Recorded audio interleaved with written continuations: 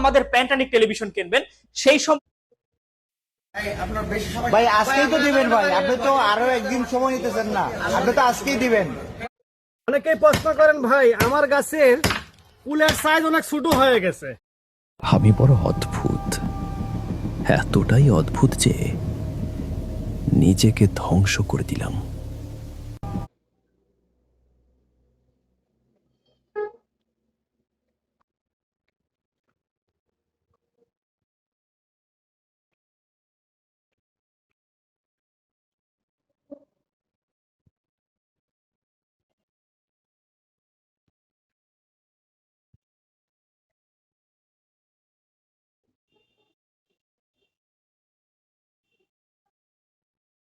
রংপুরের পীরগঞ্জ থেকে আসছি, ধানমন্ডি 32।